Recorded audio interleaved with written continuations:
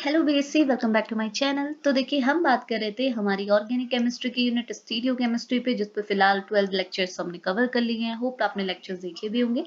आज के लेक्चर पे बात करें तो आज बनता है हमारा लेक्चर नंबर 13, जो कि बहुत ज्यादा छोटा सा टॉपिक है और इससे आपका क्वेश्चन कैसे बनता है वो भी मैं आपको बताऊंगी। तो अब हम स्टार्ट कर रहे हैं हमारे पर्टिकुलर नॉमेनक्लेचर। इसके अंदर हम डीएल सिस्टम ऑफ नॉमेनक्लेचर पढ़ेंगे, आरएस पढ़ेंगे, थ्रियो एरिथ्रो वाले पढ़ेंगे। तो ये अलग अलग टाइप के जो नॉमेनक्लेचर है इनको हम कवर करते हुए चल रहे हैं। स्टार्टिंग कर रहे हैं डीएल सिस्टम ऑफ नॉमेनक्लेचर से। मतलब देखो, इस पे एग्जाम में ना कोई ऐसे क्वेश्चन नहीं आता, आपसे सिंपली ना आपको कंपाउंड दिए जाएंगे और आपसे पूछा जाएगा कि इसमें डी टाइप का कॉन्फ़िगरेशन है या फिर एल टाइप का कॉन्फ़िगरेशन। मतलब आपने अपने गिवन कंपाउंड में, आपका जो ऑर्गेनिक कंपाउंड है उसमें बताना होगा कि इसकी जो नेमिंग है वो डी टाइप की है या फिर एल टाइप की है। एक्चुअल में ये दोनों ही एक दूसरे की क्या होता है, एनेंटियोमर होते हैं। मतलब एक ही कंपाउंड की, आपको पता है एनेंटियोमर्स वगैरह पढ़ा है। एक ही कंपाउंड के जो दो एनेंटियोमर्स होते हैं, इसमें एक डी फॉर्म में प्रेजेंट होता है, एक एल फॉर्म में प्रेजेंट होता है। उसी की नेमिंग आपने करनी होती है, जो कि बहुत ज्यादा आसान है। आप बोल सकते हो सबसे ज्यादा आसान नेमिंग आपकी डी और एल की ही होती है। 5 मिनट में आपको कॉन्सेप्ट समझ में आ जाएगा, ठीक है। अब देखो, मैंने यहाँ पर को लिखा भी हुआ है, अगर आपको चाहिए तो वो सारी चीजें, नोट्स वाला भी मटेरियल मैंने रखा हुआ है। सबसे पहले ये बोल रहा है द डीएल नोमेनक्लेचर या फिर डीएल नोटेशन या फिर बोलो DL configuration is a system used to describe the stereochemistry of carbohydrate and amino acid। तो देखो ना, पर्टिकुलरली हम किस टाइप के ऑर्गेनिक कंपाउंड की नेमिंग करते हैं बाय डीएल सिस्टम। तो ये बोल रहा है कार्बोहाइड्रेट और अमीनो एसिड जैसे अगर हमारे पास कोई ऑर्गेनिक कंपाउंड है, उनकी अगर आपने नेमिंग करनी है तो आप डीएल नोटेशन का यूज या फिर डीएल कॉन्फ़िगरेशन का यूज करते हो। ओके, अब यहाँ पे देखो, डी का मतलब डेक्स्ट्रो ही है और एल का मतलब लीवो ही है। लेकिन जैसे हमने ऑप्टिकल आइसोमेरिज्म में पढ़ा था कि डी आपका आइसोमर वो होता है जो आपके प्लेन पोलराइज्ड लाइट को राइट साइड रोटेट करता है और एल आपका वो होता है जो लेफ्ट साइड रोटेट करता है। पर इसका मतलब यहाँ पे ये नहीं है। मतलब मैं ये बोलना चाह रही हूँ कि डी और एल सेम चीज के लिए स्टैंड कर रहा है। डी मतलब डेक्स्ट्रो ही होता है और एल मतलब लीवो ही होता है। बट इसका मतलब यहाँ पे ये नहीं है कि ये प्लेन पोलराइज्ड लाइट की ओर राइट डायरेक्शन में रोटेशन या फिर लेफ्ट डायरेक्शन में रोटेशन दिखाएगा। ऐसा कॉन्सेप्ट यहाँ पे नहीं है। ये जस्ट नोटेशन है या फिर आप बोल सकते हो ये जस्ट नेमिंग है। एक को हम डी कहते हैं, एक को हम एल कहते हैं। किस बेसिस पे कहते हैं उसको हम नीचे समझेंगे, ठीक है। अब देखो, अब आगे क्या बोल रहा है। अब ये बोल रहा है glyceraldehyde is the standard compound of the system. अब स्टैंडर्ड कंपाउंड मतलब क्या हुआ, तो देखिए स्टैंडर्ड कंपाउंड मतलब हुआ रेफरेंस कंपाउंड, जिसको हम एज अ रेफरेंस लेते हैं उसे हम बोलते हैं स्टैंडर्ड कंपाउंड। तो ये बोल रहा है यहाँ पे जो ग्लिसरॉल्डिहाइड है, ग्लिसरॉल्डिहाइड भी आपका एक टाइप का कार्बोहाइड्रेट है। पर्टिकुलरली ट्रायोज, ट्रायोज मतलब 3 कार्बन वाला आपका कार्बोहाइड्रेट है जो कि आपका मोनोसेक्राइड है। वो आपका यहाँ पर को एज अ स्टैंडर्ड लिया जाता है। अब क्यों लिया जाता है मैं आपको बताऊं। तो देखो, सिंपल सी बात ये थी कि डीएल नोमेनक्लेचर को हम लोग ना कभी कभार आपने सुना भी होगा ये टर्म, इसे हम रिलेटिव कॉन्फ़िगरेशन भी कहते हैं। क्यों कहते हैं भाई रिलेटिव कॉन्फ़िगरेशन? रिलेटिव मतलब क्या हुआ, हम एक चीज को रिलेट करके दूसरे का जब हम नेमिंग करते हैं तो उसे हम बोलते हैं रिलेटिव कॉन्फ़िगरेशन। तो ये बोलते हैं कि सबसे पहले जो नेमिंग हुई थी डीएल, वो आपके ग्लिसरॉल्डिहाइड में हुई थी, एक टाइप का ट्रायोज मोनोसेक्राइड कार्बोहाइड्रेट जो है उसी पर हुई थी। और इसकी जो नेमिंग हुई थी उसी को एज अ स्टैंडर्ड लेके, उसी को एज अ रेफरेंस लेके, उसी को एज अ रिलेटिव लेके हम दूसरे कार्बोहाइड्रेट और अमीनो एसिड की भी नेमिंग करते हैं। इस वजह से डीएल सिस्टम को हम रिलेटिव कॉन्फ़िगरेशन भी बोलते हैं। तो इसमें भी ऐसा ही करना है। सबसे पहले आप ग्लिसरॉल्डिहाइड की नेमिंग देखेंगे, ग्लिसरॉल्डिहाइड में डीएल नेमिंग किस बेसिस पे की, वैसे ही दूसरे कार्बोहाइड्रेट और अमीनो एसिड को कंपेयर करके नेमिंग कर देंगे, बात खत्म, ठीक है। अब बस थोड़ा सा आगे और पढ़ लेते हैं। यहाँ पे लिखा हुआ है configuration, therefore the configuration of any compound is given by the comparing with the glyceraldehyde। तो मतलब वही हो गया कि हम यहाँ पे क्या करते हैं, हमारे किसी भी कंपाउंड की अगर नेमिंग करनी है तो हम उसे ग्लिसरॉल्डिहाइड के साथ कंपेयर कर देते हैं। बिकॉज जब हमने ग्लिसरॉल्डिहाइड की नेमिंग की तो ये बोल रहा है, यहाँ पर जस्ट थोड़ा बेसिक दिया हुआ है। ये बोल रहा है ग्लिसरॉल्डिहाइड आप भी आपके दो फॉर्म में होंगे, दोनों एनेंटियोमर्स होते हैं, मैंने आपको बताया था। एक होता है डी फॉर्म, एक होता है एल फॉर्म।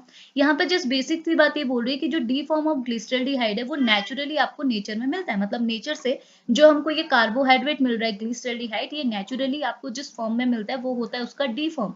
लेकिन एल फॉर्म आपको नेचर में कभी नहीं मिलता है। नेचर में जो एल फॉर्म नहीं मिल रहा है उसको हम लोग क्या करते हैं, लेबोरेटरी में सिंथेसाइज कर सकते हैं। ये दोनों फॉर्म हमको सिंथेसाइज हो सकती है, ठीक है। अब हमने डी किसको बोला, एल किसको बोला और किस बेसिस पे बोला, इसके लिए हमको यहाँ पे देखना होगा। देखो, ये है आपका ग्लिसरॉल्डिहाइड का फॉर्मूला। हमको पता है हमारे कार्बोहाइड्रेट में रेशियो कितना होता है, 1:2:1। मतलब कार्बन कितना होना चाहिए, 1 होना चाहिए, तो हाइड्रोजन आपके 2 और ऑक्सीजन आपके 1। तो इसका फॉर्मूला भी यही है, मैंने आपसे बोला ग्लिसरॉल्डिहाइड एक ट्रायोज शुगर है, तो कार्बन 3 है तो हाइड्रोजन 3 का दुगना कितना हो जाएगा 6 और ऑक्सीजन आपके कितने हो जाएंगे 3। तो ये मेरा ग्लिसरॉल्डिहाइड का फॉर्मूला है, मॉलिक्यूलर फॉर्मूला। इसका स्ट्रक्चरल फॉर्मूला कुछ इस तरीके से, इसे हम कुछ इस तरीके से ड्रॉ कर सकते हैं, जिसमें बस ये दिखाया हुआ है, मैं तो आपको याद कराने के लिए यहीं पे बोल दे रही हूँ, जिसमें ये दिखाया हुआ है कि हमारे पास 3 कार्बन है। कहाँ है?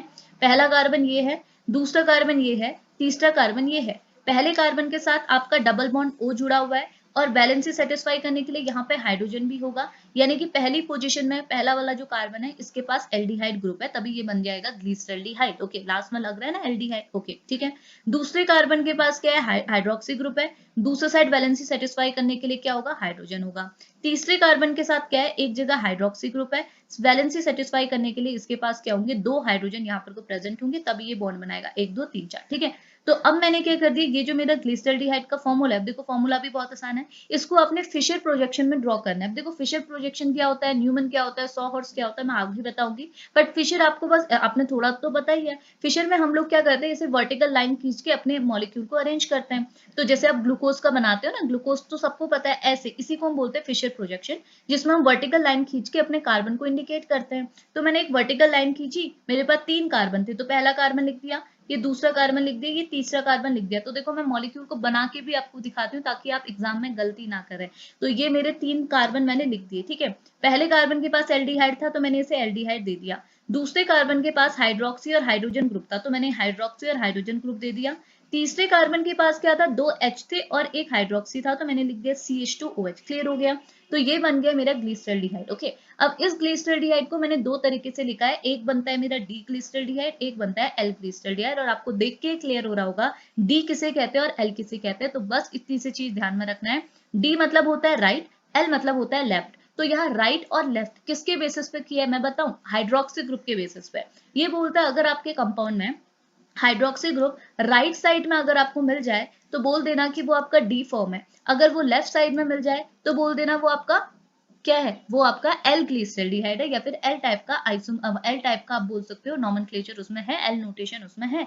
तो ये चीज यहाँ पे भी लिखिए, डी मीन्स होता है हाइड्रोक्सी ग्रुप जब आपका राइट में होता है, एल मीन्स होता है जब वो आपका लेफ्ट में होता है। तो आप देख सकते हैं मैंने पहले वाले केस में क्या लिखा, ये दोनों एक दूसरे के एनेंशियोमर ही है, लेकिन पहले वाले केस में मेरा हाइड्रोक्सी ग्रुप कहाँ है? राइट डायरेक्शन में, तो मैंने इसे बस डी कह दिया। और इसमें मेरा ये लेफ्ट साइड है तो मैंने इसे एल कह दिया। बस इतना सा बोलना है। अब आपने ये जो बनाया है इसी के बेसिस पे बाकी के कार्बोहाइड्रेट और अमीनो एसिड को आप कंपेयर कर सकते हैं। जैसे बाकी के, और देखो ये थ्योरी में वही चीज लिखी हुई है। ठीक है। बाकी के कार्बोहाइड्रेट और अमीनो एसिड को कंपेयर करने के लिए एक कार्बोहाइड्रेट का एग्जांपल ले रही हूँ मैं ग्लूकोज, और अमीनो एसिड का एग्जांपल ले रहे हैं हम लोग एलेनिन। ओके, तो दोनों को कंपेयर करते हुए हम चलते हैं, बस इतना सा आपने करना है और एग्जाम में ऐसे ही क्वेश्चन बनेगा। अब देखो, अब एक चीज और मैं बता दूं, देखो ये जो कार्बन है ना, आप किस कार्बन में का डी और एल देखोगे, मतलब मैं आपसे बोलना चाह रही हूँ कि आप बोल सकते हो ये वाला जो कार्बन है ना भाई, इसके पास भी तो हाइड्रोक्सी ग्रुप है, मैंने इसका क्यों नहीं आपका हाइड्रोक्सी ग्रुप को कंसीडर किया, इसके हाइड्रोक्सी ग्रुप के बेसिस पे क्यों मैंने डी और एल नहीं बोला? तो आपने उस कार्बन को कंसीडर करना है जो आपका कायरल हो। ये चीज मैं बोलना भूल गई, तो याद रखना ये कार्बन आपका कायरल है, ये बिल्कुल नहीं है, ये भी बिल्कुल नहीं है। आपको कायरल क्या होता है वो बताया हुआ है, तो अब अपना कायरल कार्बन देखेंगे, इसके बेसिस पे आप अपने हाइड्रोक्सी ग्रुप को चेक करके अपना नोटेशन देंगे। ठीक हो गया। अब डी और एल ग्लूकोज को हम कंसीडर कराते हैं, तो अब मैंने दूसरा कार्बोहाइड्रेट लिया हुआ है जो कि हमारा 6 कार्बन वाला कंपाउंड है जो है आपका ग्लूकोज। इसको मैं डी और इसको एल कैसे कहूंगी? अब सबसे पहले मैं आपसे एक क्वेश्चन पूछती हूँ कि कार्बोहाइड्रेट जो आपका ग्लूकोज है इसमें आपके कितने कायरल कार्बन होते हैं? तो ये सबको मुंह पे याद होता है कि ग्लूकोज में हमारे जो कायरल कार्बन होते हैं वो कितने होते हैं? 4 होते हैं। अब आप बोलोगे भाई यहाँ तो आपके 4 कायरल कार्बन है, अब हम किसको कंसीडर करेंगे? 4 को अगर आप देखोगे ना, ग्लूकोज का अगर मैं फॉर्मूला ड्रॉ करूँ फिशर के अकॉर्डिंग, तो ये कुछ इस तरीके से ड्रॉ होता है। सबसे ऊपर आपका एल्डिहाइड आता है, नीचे CH2OH आता है, बचे हुए जो ये 4 कार्बन है ये चारों के चारों क्या है? कायरल कार्बन है। अब मेरा पूछना ये है कि ये चारों कार्बन आपके कायरल हैं और चारों के पास देखो हाइड्रोक्सी ग्रुप है, तो मैं किस बेसिस पे इनमें से कोई एक कायरल कार्बन को कंसीडर करते हुए बात कर रहा हूं? तो इसके लिए हमें एक और स्टेटमेंट याद करनी होती है जो मैंने यहाँ पर लिखी भी हुई है, आपको अगर नोट्स में रिवीजन के लिए चाहिए होंगे तो आप यहाँ पे मिल सकता है आपको। तो बस इतनी चीज याद रखना, देखो जो सबसे आसान है वो आपको मैं बताती हूँ, ये लिखा हुआ है, बट देखो लिखा हुआ तो ये है, the DL notation is based on the position of a hydroxy group on the second last carbon। तो ये बोल रहा है DL notation आप कार्बोहाइड्रेट में जैसे ग्लूकोज जो बड़े बड़े कार्बोहाइड्रेट है जिसमें एक से ज्यादा कायरल कार्बन है, उसमें उस बेसिस पे करोगे और उस कार्बन के बेसिस पे करोगे जो कि लास्ट से सेकंड हो। आप ऐसे भी याद कर सकते हो, आप ऐसे भी कर सकते हो कि आप और लिखा हुआ है और उस कायरल कार्बन के आप नेमिंग कराओगे, उस कायरल कार्बन को आप कंसीडर कराओगे जो आपके कार्बोनाइल ग्रुप से सबसे ज्यादा दूर होगा। आप ऐसा भी बोल सकते हो। तो देखो अगर मैं आपको बोलूं तो देखो हमने बोला लास्ट से सेकंड कार्बन, तो ये मेरा लास्ट कार्बन है तो मैं बोल सकती हूँ ये लास्ट है, लास्ट से सेकंड मतलब ये, इसकी बात ये कर रहा है। और ये भी बोल रहा है जो मेरा कार्बोनाइल ग्रुप से सबसे ज्यादा दूर कायरल कार्बन है उसे कंसीडर करो, तो ये 4 मेरे कायरल कार्बन है और कार्बोनाइल ग्रुप से सबसे दूर ये है। तो ऐसी वाली बात भी सही हुई, दूसरी वाली बात भी सही हुई। और आप ऐसे भी याद कर सकते हो जब आप इनकी नंबरिंग करोगे, जो सबसे ज्यादा हाईएस्ट पोजीशन में नंबरिंग जिसकी हुई है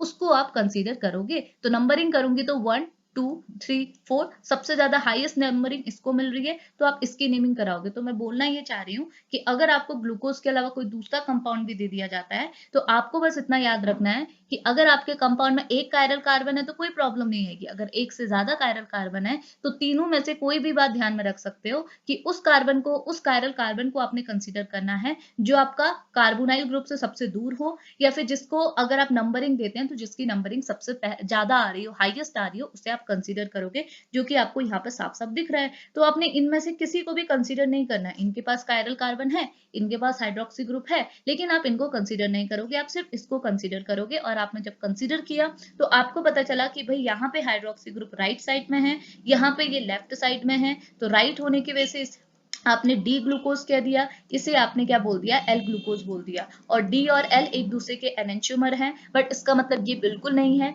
कि डी मतलब ये हुआ कि ये प्लेन पोलराइज लाइट को लेफ्ट डायरेक्शन, राइट डायरेक्शन और ये लेफ्ट में रोटेट करेगा, यहाँ पे इसका मतलब बिल्कुल ऐसा नहीं बनता, ये चीज भी ध्यान में रखना है। डन।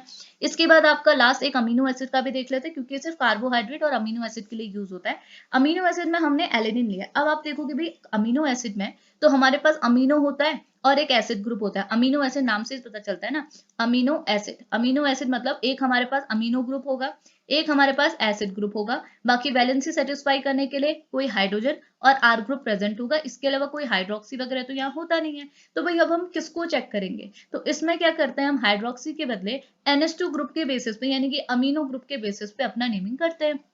तो यहाँ पे भी देख लो, आप जो एलेनिन देते हो इसमें आपके 2 कार्बन होते हैं, लेकिन 2 कार्बन में से सिर्फ एक कार्बन ऐसा है जो कायरल है। आप बोल सकते हो एसिड वाला जो कार्बन है ये भी कार्बन है, लेकिन एसिड कैसा होता है, C डबल बॉन्ड OH होता है। आप देखो इसकी वैलेंसी 4 डिफरेंट टाइप के एटम से नहीं जुड़ी हुई है, तो ये कायरल नहीं होगा। लेकिन इसके बाद वाला जो कार्बन है ये कायरल जरूर होगा, क्योंकि इसका जो 4 ग्रुप है ये चारों के चारों अलग है।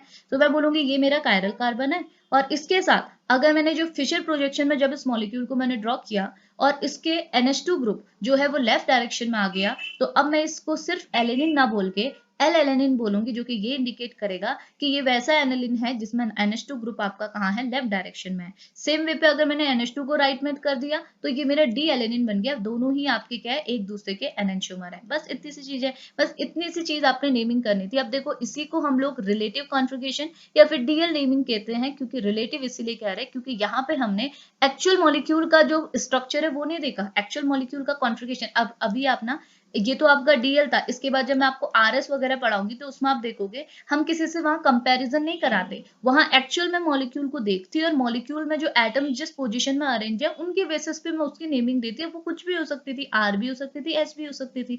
इस वजह से हम उसे क्या बोलते हैं, एब्सोल्यूट कॉन्फ़िगरेशन कहते हैं। लेकिन यहाँ पे तो मैं जितनी भी नेमिंग करा रही हूँ किसके साथ, कंपेरिजन के साथ करा रही हूँ, ग्लिसरॉल्डिहाइड के साथ। इस वजह से इसे मैं क्या बोलूंगी, रिलेटिव नेमिंग करूंगी, या फिर आप बोल सकते हो रिलेटिव नॉमेनक्लेचर या फिर डीएल सिस्टम ऑफ नॉमेनक्लेचर। ठीक है, बस ये था हमारा आज का लेक्चर। बस इतनी सी चीज करनी है एग्जाम पे। ये तो सिर्फ आपका रिवीजन पर्पस के लिए, बट एग्जाम में जो क्वेश्चन आएगा वो डायरेक्टली आएगा, आपको ग्लूकोज दे दिया जाएगा और बोला जाएगा इसमें डीएल नेमिंग करो। तो आपको ध्यान में रखना है किस टाइप के कायरल कार्बन को आपने कंसीडर करना है और किसके बेसिस पे करना है। ठीक है, बस ऐसे क्वेश्चन नेमिंग से बनते हैं। तो बस ये था लेक्चर हमारा। तो होप लेक्चर आपके लिए हेल्पफुल रहा हो, और अगर हेल्पफुल रहा हो तो लेक्चर को लाइक करते हुए जाइएगा। चैनल पे नए होंगे तो चैनल को सब्सक्राइब भी कर लीजिएगा। ठीक है, तो अभी को यहीं पे फिनिश करते हैं, मिलेंगे नेक्स्ट लेक्चर पे, तब तक के लिए बाय बाय।